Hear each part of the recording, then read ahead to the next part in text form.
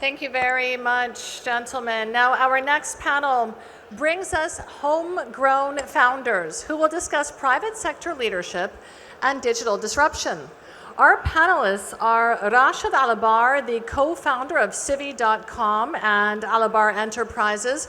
Rashid is a young entrepreneur who sits on the board of multiple entities, including Dubai Chamber of Digital Economy, Nshama, Barakat, and Middle East Venture Partners. Rabea Ataya is the CEO of Bait.com. I interviewed Rabea about 20 years ago when Bait was just a few years old, which testifies to our older age. Bait is the Middle East's leading job site and longest running internet company, which now serves nearly 51.3 million professionals and over 40,000 employers from its 11 regional offices. And this session will be moderated by David Rowan, founding editor-in-chief of Wired UK. Welcome.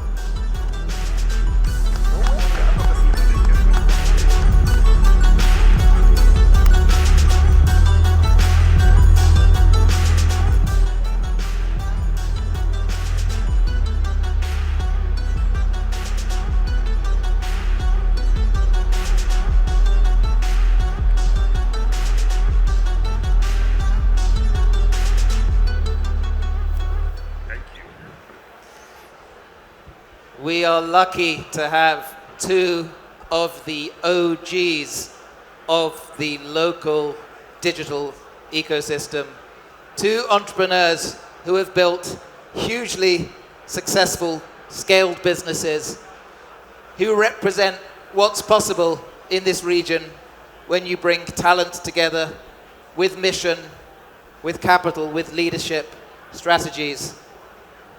Rabea Ataya, almost a quarter of a century ago, launched Byte.com, which became the biggest job recruitment site in the Middle East.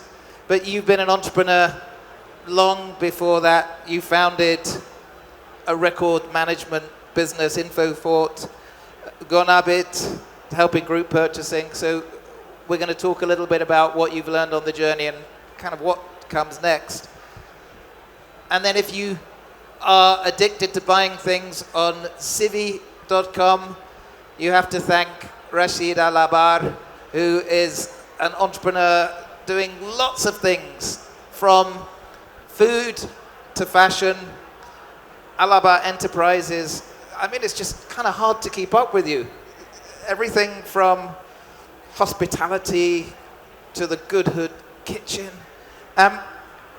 We're here today to talk about digital disruption, particularly as it relates to homegrown founders. And Rashid, you come from a highly successful entrepreneurial family. You've made an impact here.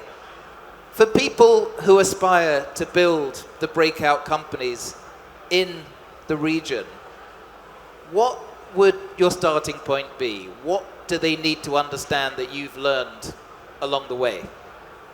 I think number one thing is it's a lot of hard work. You have to be able to work hard in the good times and the bad times. I mean, that's the advice at least I got when I was starting. And usually in startups, you always have, ups and downs every day, all the time. So you have to be prepared. You have to believe in your idea, not just the first week or two. Because sometimes you get really excited about something, and then 3-4 months later, when you start to get through the tough times, you kind of put on the brakes. So I would say the most important thing is that you have to have the drive to push it through in the good and the bad times. That's, I think, one thing that advice was given to me and really helped me even during really challenging times to continue to push through, even at times when you feel that things are not working out. Because startups are difficult. You have to be paranoid about your business and your product. But if I look at your career, I only see success. I only see things working out. You're known for the exits, for the achievements, for the customer growth. You're not telling me that you went through some moments where you thought maybe it's not going to work. No, I've gone through many. I mean, whatever you see is maybe just one thing that really worked out for me.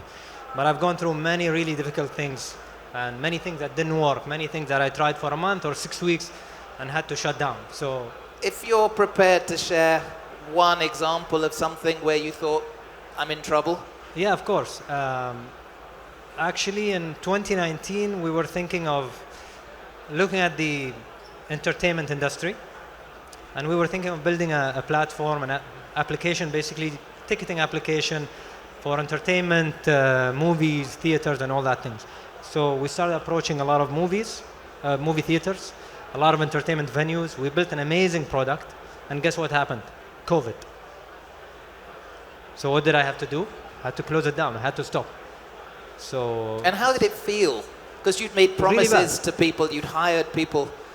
I was very sad, but I think in startups you have to be prepared to take tough decisions. I mean, my story is just a small one. I'm sure there are other more drastic stories that happen to other startup founders. So I guess you have to look at the numbers and you have to have the passion, but at the same time you have to be prepared to pull the trigger if things are not going as planned. Rabea, you're also looked up to as an early leader in building a scalable international business, a digital business from the UAE. Again, it looks like it was a beautiful early success that only got bigger. What were the hardest challenges of building Byte to what it is now? So thank you for the wonderful introduction, and the journey continues to be hard 25 years on. When we started, less than 1% of the population of the region was online, so we didn't have an online audience to actually capture early on. The internet infrastructure was really weak. There was no investment coming into the internet, so we started in June of 2000 when the dot-com bubble had burst globally and dot-coms became known as dot-bombs. And here we were starting a dot-bomb in a region that didn't have the internet to begin with. So,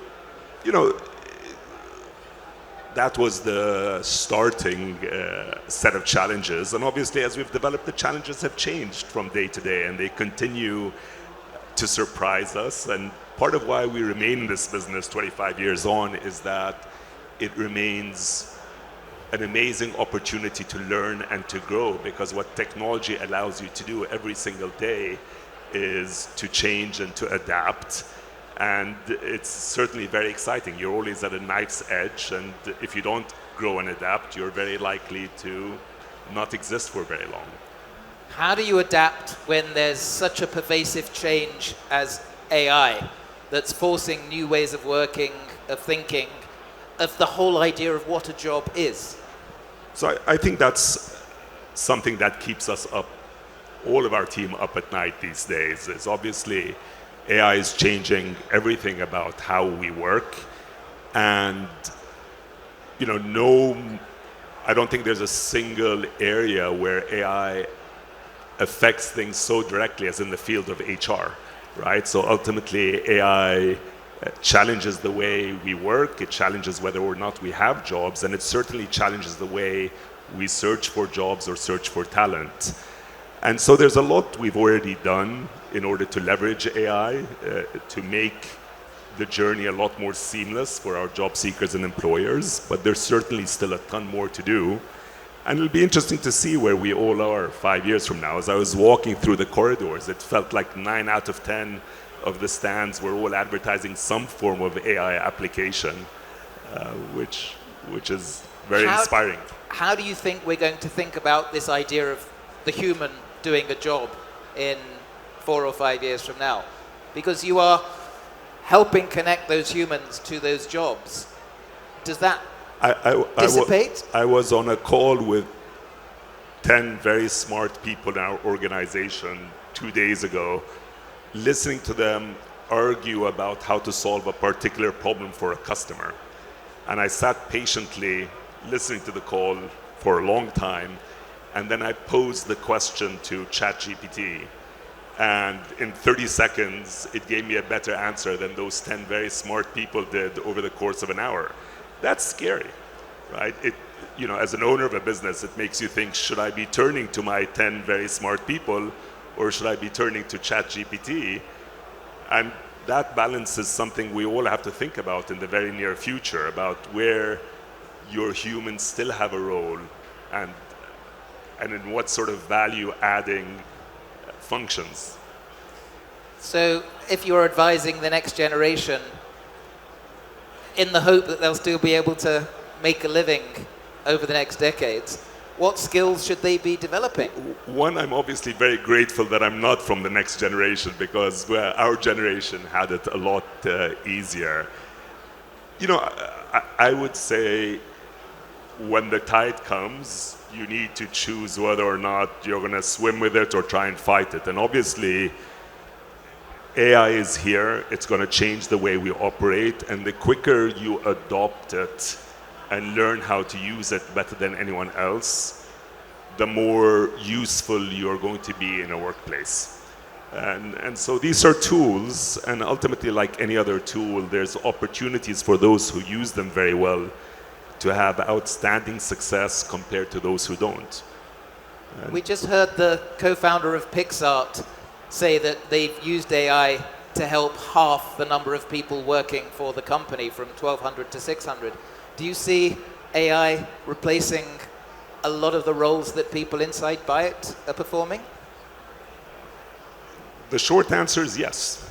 And what that means is our highly talented, skilled, intelligent people should be really thinking about how to move up the value chain, because a lot of the repetitive work that they used to do is now going to be replaced by artificial intelligence.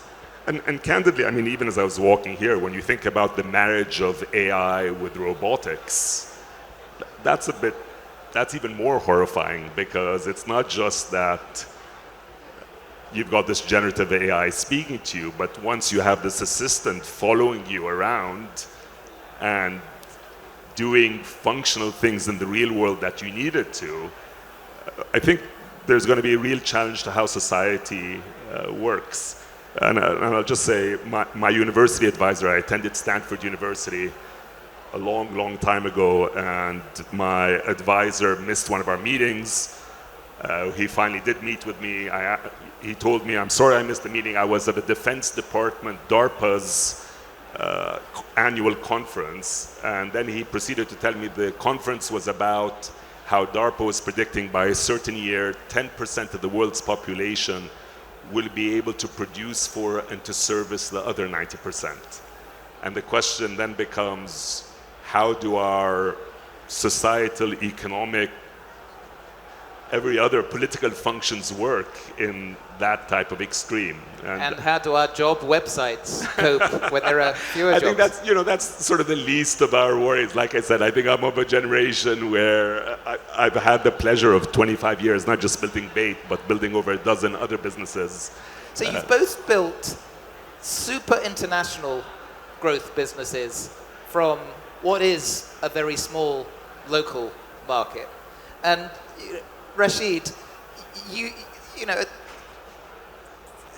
you are in fashion retail, in e-commerce generally, competing now with the world.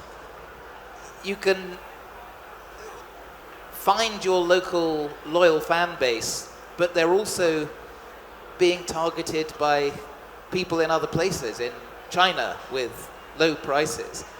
If you're an entrepreneur in this open market, in e-commerce, in direct-to-consumer, how should you think about being a local champion when you're competing with people who may have other unfair advantages?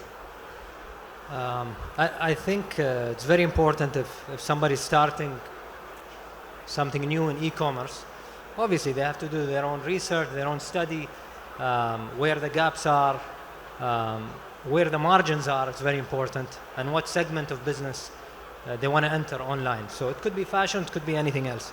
But as you said, I think cross-border e-commerce is putting a lot of pressure on local companies globally. It's not something happening only here in the UAE, but globally I think cross-border e-commerce from certain countries where their cost structure is different. They can deliver the product to you at a cheaper rate. Obviously, it's a challenge for you as a local entrepreneur.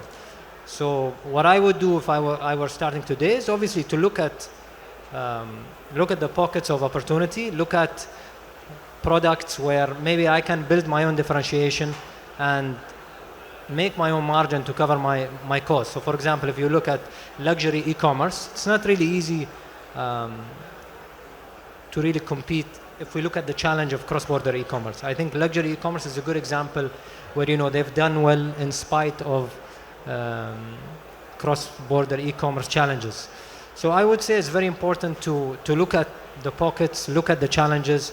I mean, if you see really big businesses in certain segments, try to do something else. Try to do something maybe complementary, or try to maybe build a new product that you can find a market for. But I don't think it would be wise to maybe try to compete with 10 other people who have been doing the same thing for 5-10 years at scale. I mean, I think but in some that's my markets, advice. there's growing talk of protectionism, of tariffs to empower the local businesses to Yes. survive. Yeah. Do you see much hope with protectionism?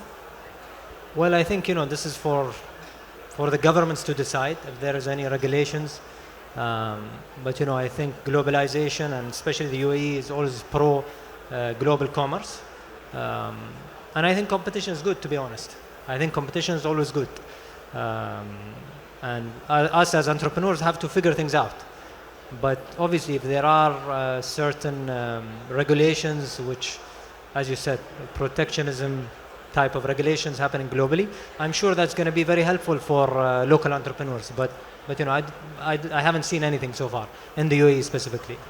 So let's look at the advantages that the UAE does have as a place to build a growth business, and what we need to get it even to the next level. So there seems to be a really smart move to attract talent from around the world. I've met investors, private equity and venture capitalists coming from other places interested in investing here. But Rashid, what do you think are the unfair advantages of building from here? And then what would make it even better? I think, to be honest, the unfair advantage we have today is the people, as you rightly mentioned. There are a lot of people moving here, a lot of VCs, a lot of private equity companies moving to Dubai as we speak. So I think we are really blessed in the city of Dubai that we're able to attract all these people. If I look at 10, 15 years ago, and I think Rabea will be able to even elaborate more, he has much more experience. I mean, how challenging it was just to find, let's say, a back-end or a full-stack developer 10, 15 years ago. So difficult. You don't find good talent. If you want to bring somebody from abroad, it's difficult to convince them to come here. Then you end up hiring somebody who is, let's say, trying his job, learning with you. But I think today is different. Today we have an unfair advantage that we can attract anybody to Dubai. Everybody wants to move to Dubai. I mean, look at the traffic, look at the real estate prices, the number of families moving. Kids going to school. People are not finding places to put their kids. We're blessed. It's a growing city. And I think, again, just to reiterate, if you don't have people, you don't have a business, to be honest. And nowadays, I think you have so many people you can attract. And I think for companies like Rabea's company, which is an amazing, successful company, you have a lot of people who learned over the past 20 years, 15 years, whether it's in Bait.com or other platforms. And therefore now you have great talent. In the past, it's difficult to find someone who understands e-commerce, who understands on-site merchandising, SEM, digital marketing in general. And are nowadays you able it's to different. find the talent that you need? Of course. Now you have a lot of people. Not only that, but you can also attract people, which is a huge advantage. So I think we're really blessed, to be honest. We're really blessed. I know a website that can help you hire if you're growing. Yeah. Rabea, what would you need to make this an even higher aspiration entrepreneurial ecosystem?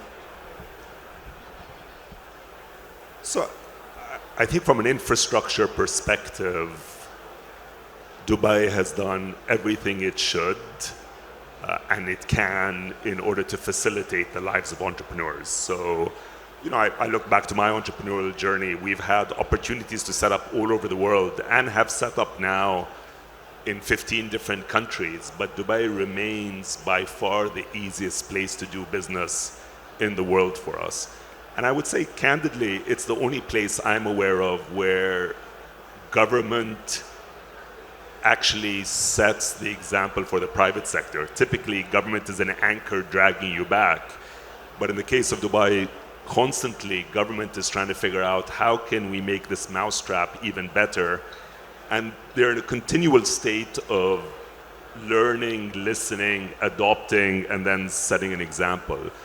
So I think most everything is there. The one thing that isn't there is Dubai remains a relatively small city when you consider the size of the world. And so our market is a limited market. And so businesses such as ours have always looked outside of Dubai to capture more customers. So Dubai has been a great base for us to function out of. And then, when we compare that to the US, for example, we feel that for the same effort in the US, you get 100 times as much results in our businesses there just because the market is so much larger. And so, what can we do to facilitate Dubai's success on the global scale is to continue to drive our access to markets, particularly in a world that's getting more protectionist by the moment. So more and more borders are coming up and more protections are coming up. And that poses challenges for companies from Dubai that are trying to go global.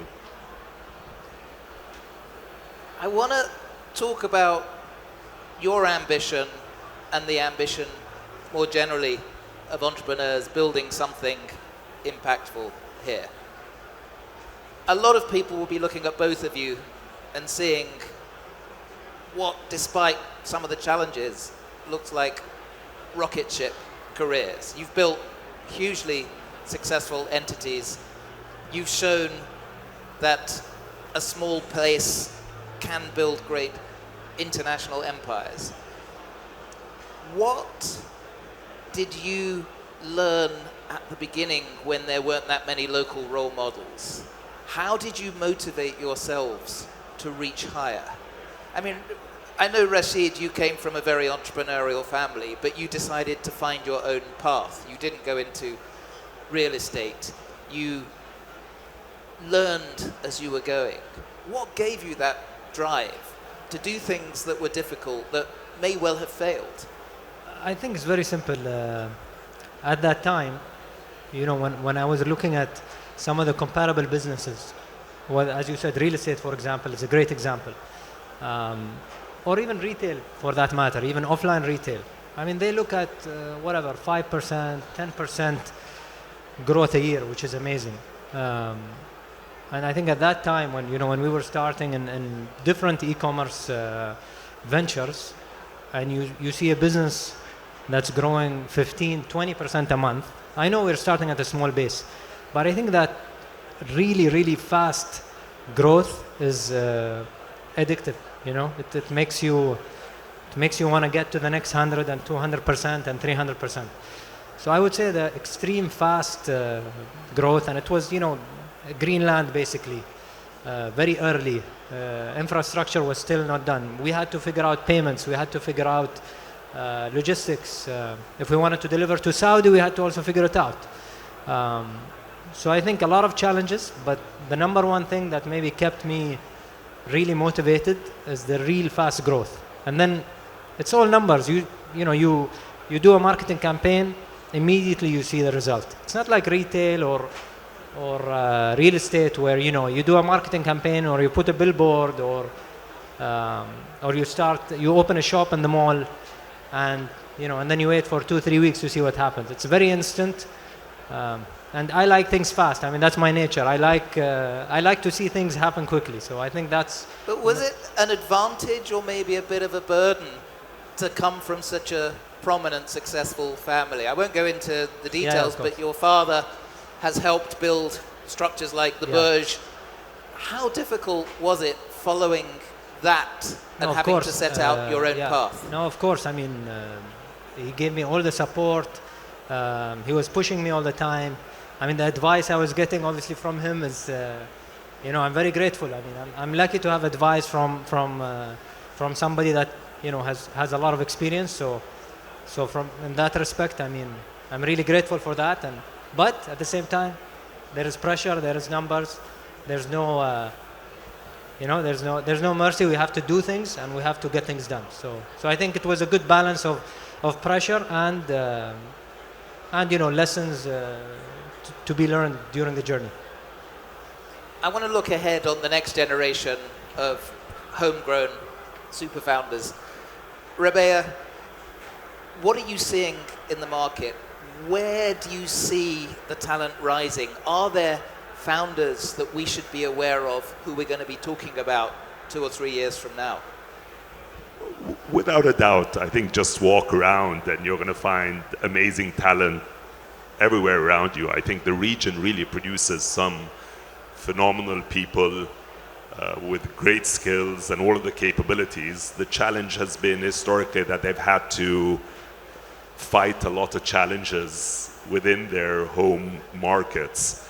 But increasingly, governments across the region are waking up to the fact that it is the small and medium-sized businesses that are the primary drivers of economic growth. And increasingly, governments are trying to encourage these small businesses to rise, as opposed to, again, many years ago, there were so many obstacles put in their way that those talented people couldn't really produce here. So I'm tremendously optimistic.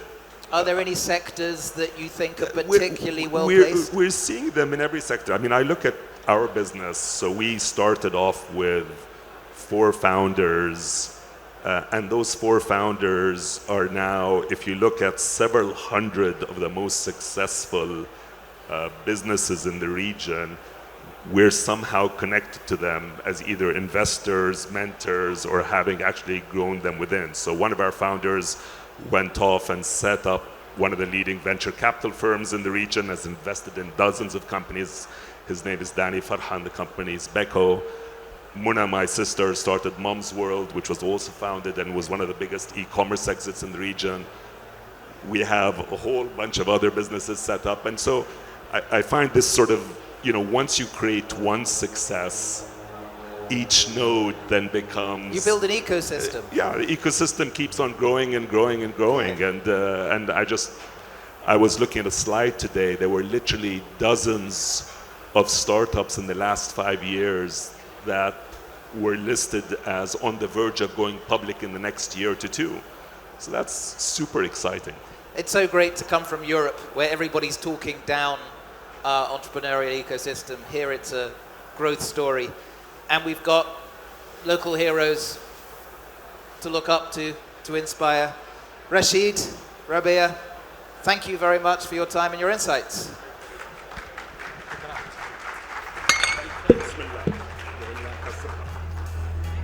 It's great.